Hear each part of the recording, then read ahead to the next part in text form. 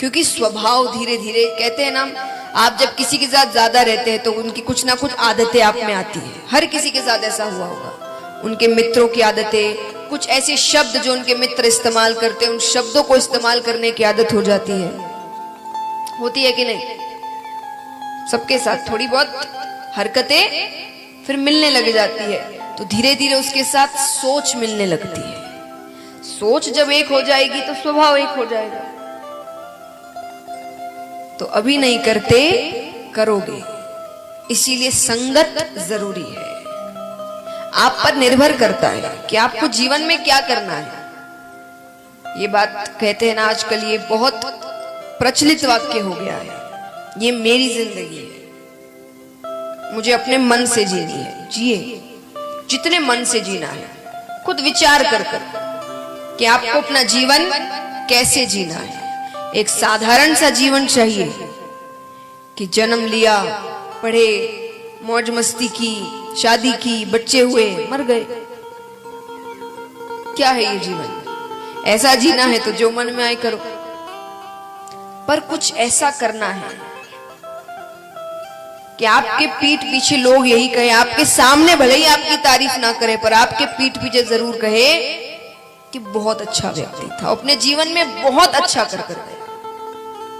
उसके लिए संगत अच्छी होनी चाहिए। जैसी संगत में रहोगे वैसे कार्य करोगे।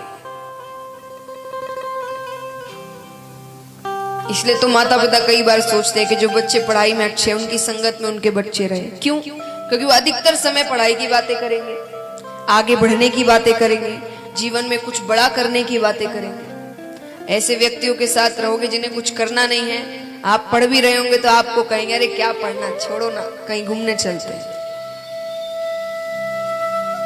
क्या होगा इतना करकर? तो संगत बहुत महत्व रखती है। तो अगर भला का संग हो तो सारे काम भले ही भले होते हैं। और इस कथा में भगवान की लीलाएं हैं, भगवान का नाम है। तो और भगवान मेरे साथ है तो इस कथा में भाव आ सकता है, वाणी में भाव आ सकता है। वरना मेरे पास तो पोल ही पोल है महाराज, गुण तो कुछ है नहीं। तो और भगवान की अगर कृपा हो जाए इस विश्वास के साथ, फिर तो असंभव कार्य भी संभव हो जाते हैं। ऐसे ऐसे व्यक्ति ऐसे ऐसे कार्य कर जाते। कहते हैं कि मूक होई वाचाल, पंगु चढ़ई गिरवर गहन। कि अगर भगवान की कृपा हो जाए कि मूक होई वाचाल, जो जन्मजात गूंगा है, बोल नहीं सकता, बहुत अच्छी बोली बोलने लगता है। और पंगु चढ़ई गिरवर गहन, और जो दिव्यांग है, चल फिर नहीं सकते, वो दुर्गम पहाड़ों पर चढ़ जाते हैं। सिर्फ भगवान की कृपा हो जाए तो यही प्रार्थना है आप सभी से कि अगर कोई गलती हो जाए इन 7 दिनों में तो घर का बालक समझकर मुझे क्षमादान दे दीजिएगा। और घर का बालक इसलिए कहा कि घर के बच्चे, छोटे बच्चे अस्पष्ट बोली बोलते हैं, तोतली भाषा बोलते हैं, कुछ गलत शब्द भी कह देते हैं, लेकिन फिर भी माता पिता को अच्छे लगते हैं। कहते ना, जो बालक कह तोतरी बाता, सुनहि मुदित मन पितुवरु माता। इसीलिए कहा कि घर का बालक समझकर अगर कुछ गलत बात लग जाए आपको तो घर का बालक समझकर क्षमादान दे दीजिएगा। आइए, और एक बात और, आज तक आपने बच्चों को बहुत पढ़ाया, बहुत होमवर्क कराए, उनका दर्द आप शायद समझते नहीं। इन 7 दिनों में जरूर समझेंगे, क्योंकि आपको भी होमवर्क दिया जाएगा। तो 7 दिन यानी ये 7 दिन का ट्यूशन है आपका, जिसमें आपको भगवान की लीलाएं बताई जा रही है। और आपका होमवर्क ये होगा कि आपको आज जो भी कथाएं हो रही है, जिस दिन जो भी कथाएं होंगी, उसके दूसरे दिन शुरुआत में उन कथाओं के बारे में बताना पड़ेगा कि पहले दिन कौन कौन सी कथाएं हुई। और जब तक आप नहीं बताएंगे तब तक उस दिन की कथा आरंभ नहीं होगी। इस कथा में सिर्फ मैं बोलने वाली नहीं हूं, बाकी कथाएं आपने सुनी होगी कि आप बैठकर सिर्फ सुन रहे हैं। यहां वार्तालाप होगा हर प्रसंग में, तो आपको भी बातें करनी पड़ेगी, शांत नहीं रहना है। तो ये आपका होमवर्क है। तो इसीलिए शुरुआत में बता दिया कि आप ध्यान से कथा सुनिएगा, ताकि आपको कथाएं याद रहे कल तक। तो महाराज आइए, भागवत जी के पहले स्तोत्र में वेद व्यास जी ने संपूर्ण ग्रंथ का सार लिख दिया। संपूर्ण ग्रंथ ही नहीं, समस्त वेदों उपनिषदों का सार लिख दिया। ये कहना गलत नहीं होगा। आइए पहले श्लोक को सुनते हैं। सच्चिदानंद रूपाय विश्वोत्पत्त्यादि हेतवे तापत्रय विनाशाय श्री कृष्णाय वयं नुमः। श्री कृष्णाय वयं नुमः। शास्त्रों में भगवान के 3 स्वरूप बताए गए, सत्य, चित्त और आनंद। अच्छा, अब ये जो प्रसंग हम आपको सुना रहे हैं, इसको कहा जाता है श्रीमद् भागवत का महत्तम। क्या कहते हैं? महत्तम यानी महत्व। महत्व, सबसे ज्यादा ज्ञान की बातें अभी आपको सुनने मिलेगी कुछ देर में, क्योंकि ये महत्व समझाया जा रहा है कि महत्व क्या है और क्यों इसे भगवान कहा गया है, कि भगवान का ही स्वरूप है।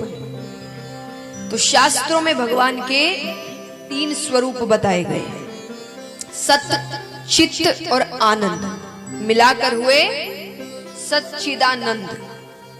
भगवान को कहते सच्चिदानंद रूपाय। तो सत्य, चित्त और आनंद। सत्य का मतलब क्या होता है? सच, सत्य। सत्य का अर्थ होता है सत्य। सत्य क्या है? सत्य की परिभाषा क्या है? यहाँ बच्चे हैं, स्कूल में पढ़ते हैं, आपको क्वेश्चंस आते हैं ना, 2-2 मार्क्स की डेफिनेशन बताओ, 2 लाइनें लिखनी पड़ती है। डेफिनेशन, सत्य की परिभाषा क्या है बताइए। 2 मार्क का क्वेश्चन। कौन है नहीं, क्या है, परिभाषा क्या है? कि कहते ना ऐसा ये इसका मतलब सत्य होता है। तो सत्य की परिभाषा क्या है बताइए। इतने ज्ञानी बने फिरते हर जगह।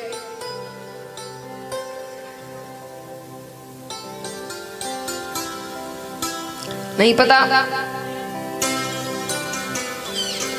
सत्य यानी जो कभी बदले ना, जो अडिग रहे, किसी भी परिस्थिति में ना बदलने वाले को सच कहते हैं। झूठ परिस्थितियों के अनुसार बदलता है, इसीलिए कहते एक झूठ को छुपाने के लिए 100 झूठ बोलने पड़े।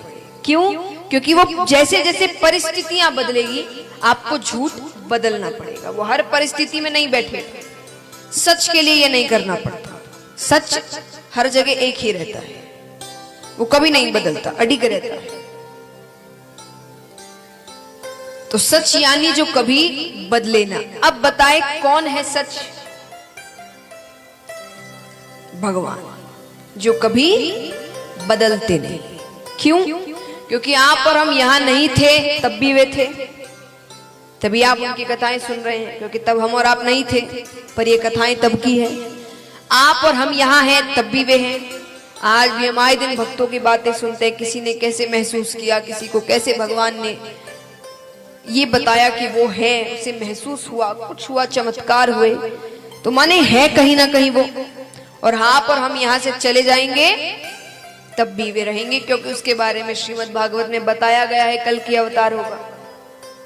लेकिन वो इतने वर्षों बाद होगा कि तब कौन क्या बना होगा पता नहीं। जरूरी नहीं हर व्यक्ति इंसान के रूप में ही आए। तो जो कभी नहीं बदलता वो सत्य है, और भगवान कभी नहीं बदलते, बल्कि और सारी चीजें हर समय बदलती रहती है, और बदलती भी ऐसे है कि आप बता भी नहीं सकते कि कब बदल गए। जैसे कोई भी मुझे यहां बता सकता है कि उसने अपना बचपन कब छोड़ा, किस साल, किस हफ्ते, किस महीने, किस दिन, कि इस दिन या इस साल मैंने अपना बचपन छोड़ दिया। कोई बता सकता है? बचपन छूटता चला गया, कब जवानी चली जाएगी, बुढ़ापा आ जाएगा, और अंत में फिर सोचेंगे जीवन में क्या किया, सच में क्या किया। चलिए, धन कमाना बहुत जरूरी है, इस बात का अर्थ में जो कह रही हूं इसका मतलब ये नहीं कि आप धन ना कमाएं।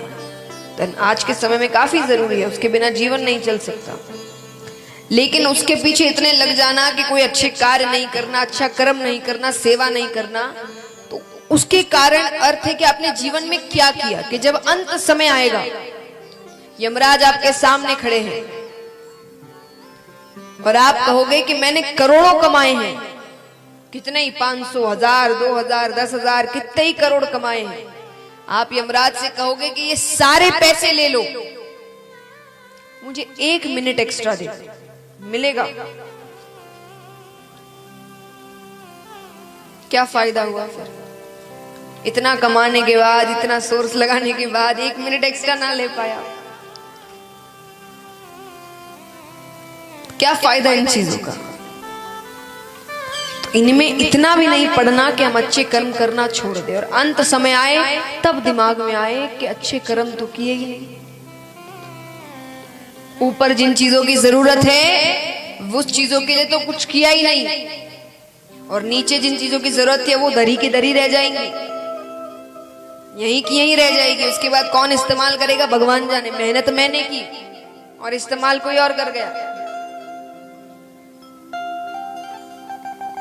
तो बात तो यही हुई, ना यहाँ के रहे ना वहां के रहे।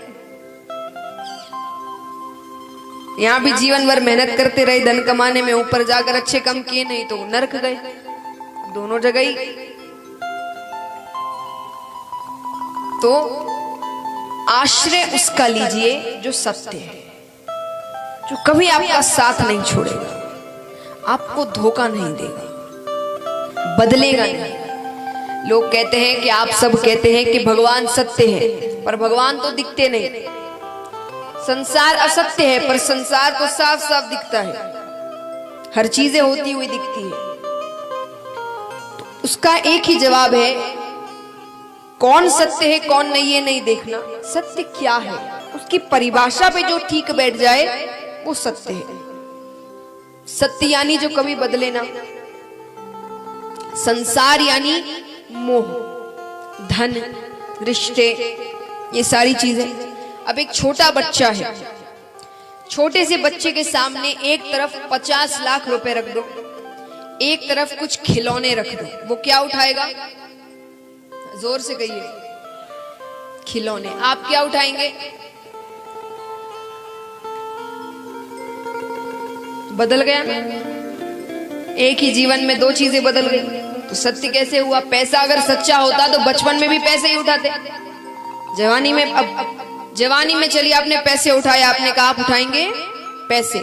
बुढ़ापे में जब आपको ये पता चले कि जीवन के कुछ दिन बचे हैं, वो कुछ दिनों में 2 चीजें मिल रही है, या तो करोड़ों रुपए मिल रहे हैं, या वो कुछ दिन आपको आपके पूरे परिवार के साथ समय बिताने को मिल रहा है। क्या चुनोगे? परिवार, क्योंकि तब लगेगा अब इन पैसों का कोई मोल नहीं। आधार बदलता गया, कभी किसी के पीछे, कभी किसी के पीछे, लेकिन जन्म से लेके मृत्यु तक एक ऐसी चीज बताइए जो कभी नहीं बदली।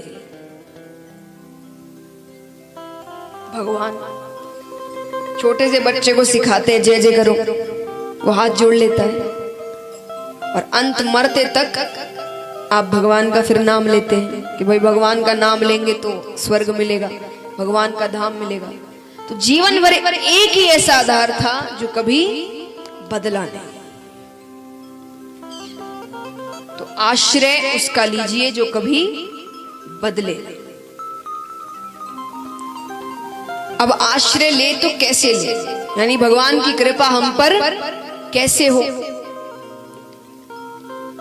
भगवान को वश में कैसे करें कि हमारे वश में आ गया। चलिए, भगवान को वश करना बहुत बड़ी बात है, वश में करना छोटे छोटे स्टेप्स लेते हैं। इंसान को वश में कैसे करते हैं?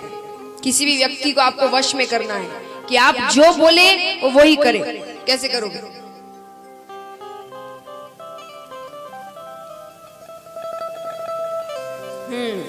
उसकी कोई कमजोरी पकड़, वो व्यक्ति वश में आ गया, जो कहोगे वो वही करेगा। तो भगवान की कम, क्योंकि स्वभाव धीरे धीरे, कहते हैं ना, आप जब किसी के साथ ज्यादा रहते हैं तो उनकी कुछ ना कुछ आदतें आप में आती है। हर किसी के साथ ऐसा हुआ होगा, उनके मित्रों की आदतें, कुछ ऐसे शब्द जो उनके मित्र इस्तेमाल करते हैं, उन शब्दों को इस्तेमाल करने की आदत हो जाती है।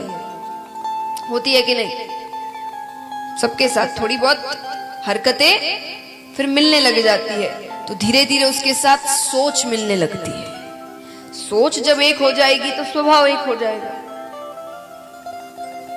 तो अभी नहीं करते, करोगे। इसीलिए संगत जरूरी है। आप पर निर्भर करता है कि आपको जीवन में क्या करना है। ये बात कहते हैं ना, आजकल ये बहुत प्रचलित वाक्य हो गया है, ये मेरी जिंदगी है, मुझे अपने मन से जीनी है। जिए, जितने मन से जीना है, खुद विचार कर कि आपको अपना जीवन कैसे जीना है। एक साधारण सा जीवन चाहिए कि जन्म लिया, पढ़े, मौज मस्ती की, शादी की, बच्चे हुए, मर गए। क्या है ये जीवन? ऐसा जीना है तो जो मन में आए करो, पर कुछ ऐसा करना है कि आपके पीठ पीछे लोग यही कहे, आपके सामने भले ही आपकी तारीफ ना करे, पर आपके पीठ पीछे जरूर कहे कि बहुत अच्छा व्यक्ति था, अपने जीवन में बहुत अच्छा कर कर गया। उसके लिए संगत अच्छी होनी चाहिए। जैसी संगत में रहोगे वैसे कार्य करोगे। इसलिए तो माता पिता कई बार सोचते हैं कि जो बच्चे पढ़ाई में अच्छे हैं उनकी संगत में उनके बच्चे रहे। क्यों? क्योंकि वो अधिकतर समय पढ़ाई की बातें करेंगे, आगे बढ़ने की बातें करेंगे, जीवन में कुछ बड़ा करने की बातें करेंगे। ऐसे व्यक्तियों के साथ रहोगे जिन्हें कुछ करना नहीं है, आप पढ़ भी रहे होंगे तो आपको कहेंगे अरे क्या पढ़ना, छोड़ो ना, कहीं घूमने चलते हैं। क्या होगा इतना कर? तो संगत बहुत महत्व रखती है। तो अगर भला का संग हो तो सारे काम भले ही भले होते हैं। और इस कथा में भगवान की लीलाएं हैं, भगवान का नाम है। तो और भगवान मेरे साथ है तो इस कथा में भाव आ सकता है, वाणी में भाव आ सकता है, वरना मेरे पास तो पोल ही पोल है महाराज, गुण तो कुछ है नहीं। तो और भगवान की अगर कृपा हो जाए इस विश्वास के साथ, फिर तो असंभव कार्य भी संभव हो जाते हैं। ऐसे ऐसे व्यक्ति ऐसे ऐसे कार्य कर जाते। कहते हैं कि मुंह को होई वाचाल, पंगु चढ़ई गिरवर गहन। कि अगर भगवान की कृपा हो जाए कि मुंह को होई वाचाल, जो जन्मजात गूंगा है, बोल नहीं सकता, बहुत अच्छी बोली बोलने लगता है। और पंगु चढ़ई गिरवर गहन, और जो दिव्यांग है, चल फिर नहीं सकते, वो दुर्गम पहाड़ों पर चढ़ जाते हैं। सिर्फ भगवान की कृपा हो जाए तो यही प्रार्थना है आप सभी से कि अगर कोई गलती हो जाए इन 7 दिनों में तो घर का बालक समझकर मुझे क्षमादान दे दीजिएगा। और घर का बालक इसलिए कहा कि घर के बच्चे, छोटे बच्चे अस्पष्ट बोली बोलते हैं, तोतली भाषा बोलते हैं, कुछ गलत शब्द भी कह देते हैं, लेकिन फिर भी माता पिता को अच्छे लगते हैं। कहते ना, जो बालक कह तोतरी बाता, सुनहि मुदित मन पितुवरु माता। इसीलिए कहा कि घर का बालक समझकर अगर कुछ गलत बात लग जाए आपको तो घर का बालक समझकर क्षमादान दे दीजिएगा। आइए, और एक बात और, आज तक आपने बच्चों को बहुत पढ़ाया, बहुत होमवर्क कराए, उनका दर्द आप शायद समझते नहीं। इन 7 दिनों में जरूर समझेंगे, क्योंकि आपको भी होमवर्क दिया जाएगा। तो 7 दिन यानी ये 7 दिन का ट्यूशन है आपका, जिसमें आपको भगवान की लीलाएं बताई जा रही है। और आपका होमवर्क ये होगा कि आपको आज जो भी कथाएं हो रही है, जिस दिन जो भी कथाएं होंगी, उसके दूसरे दिन शुरुआत में उन कथाओं के बारे में बताना पड़ेगा कि पहले दिन कौन कौन सी कथाएं हुई। और जब तक आप नहीं बताएंगे तब तक उस दिन की कथा आरंभ नहीं होगी। इस कथा में सिर्फ मैं बोलने वाली नहीं हूं, बाकी कथाएं आपने सुनी होगी कि आप बैठकर सिर्फ सुन रहे हैं। यहां वार्तालाप होगा हर प्रसंग में, तो आपको भी बातें करनी पड़ेगी, शांत नहीं रहना है। तो ये आपका होमवर्क है। तो इसीलिए शुरुआत में बता दिया कि आप ध्यान से कथा सुनिएगा, ताकि आपको कथाएं याद रहे कल तक। तो महाराज आइए, भागवत जी के पहले स्तोत्र में वेद व्यास जी ने संपूर्ण ग्रंथ का सार लिख दिया।